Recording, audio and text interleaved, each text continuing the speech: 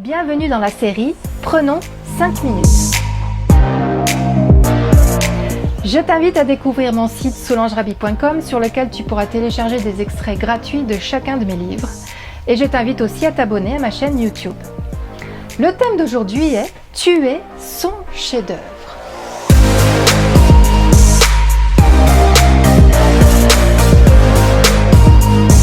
Nous les filles, les femmes, il faut reconnaître qu'on est les championnes de l'autocritique et de l'autodévalorisation.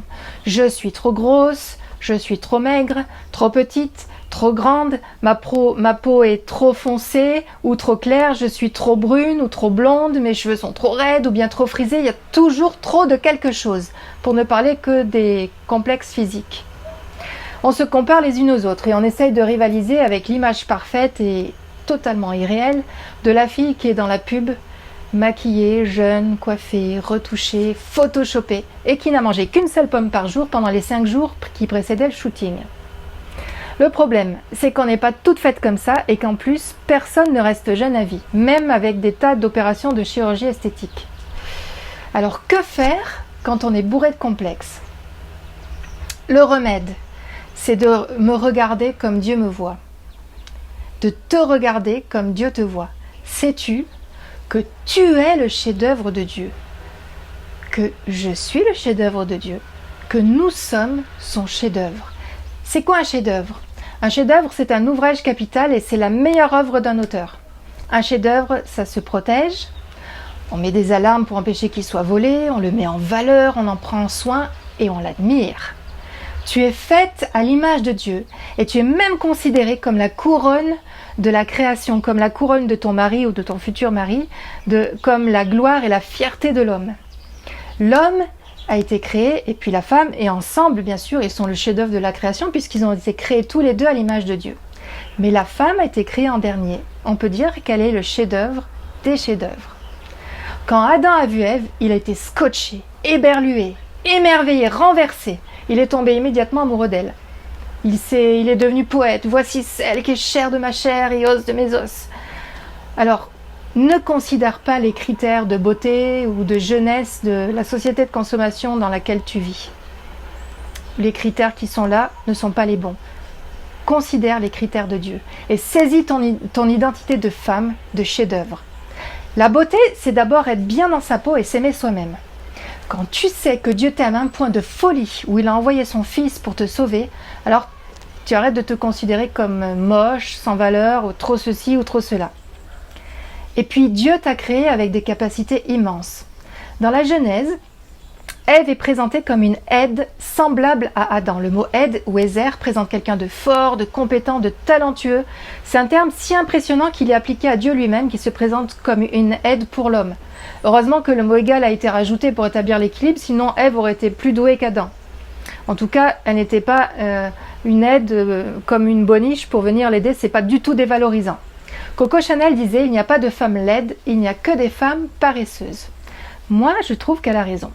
Et pour la paraphraser, je dirais « Il n'y a pas de femmes laides, il n'y a que des femmes complexées, brisées, insécures, traumatisées, qui ignorent leur identité, qui ne savent pas comment Dieu les voit. » Parce que lorsque tu sais que tu es un chef-d'œuvre et que Dieu t'aime à la folie, cet amour va changer le regard que tu as toi-même sur toi.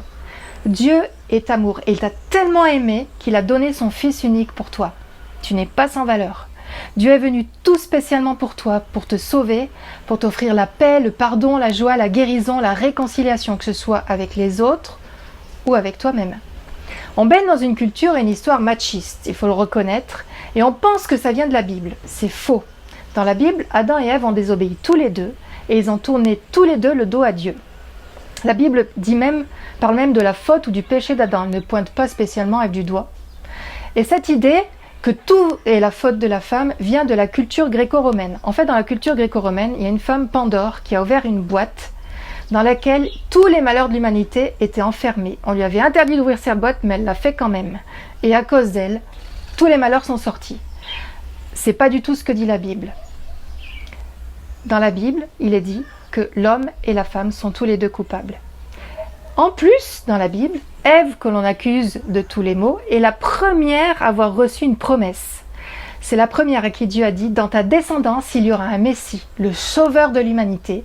Il a annoncé la venue de Jésus. C'est pas étonnant que le diable s'en prenne spécialement aux femmes après ça. Il est furieux de ce que Dieu ait confié, le secret, et ce rôle de donner la vie à la femme, ce rôle de donner la vie au Messie. Alors, quel que soit ton physique, ton niveau social, ton origine ethnique, religieuse, ton athéisme, tes traumas, ton passé, ce que tu dis ou tu penses de toi, ce que la société dit de toi, ce que les autres disent de toi, sache que ce qui compte, c'est ce que Dieu dit de toi. Tu es son chef-d'œuvre et il t'aime infiniment. Regarde-toi à travers les yeux de Dieu et aime-toi comme Dieu t'aime.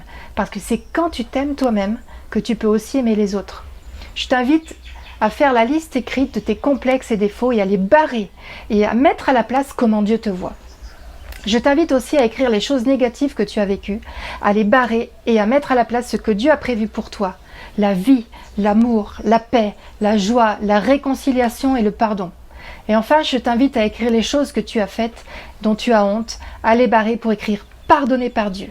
Parce que Dieu a dit, si nous confessons nos péchés, il est fidèle et juste pour nous les pardonner. Il les oublie et il ne s'en souvient même plus du tout. Alors tu es son chef-d'œuvre. Tu es son chef-d'œuvre. De tout cœur avec toi et bientôt pour un nouveau Prenons 5 minutes.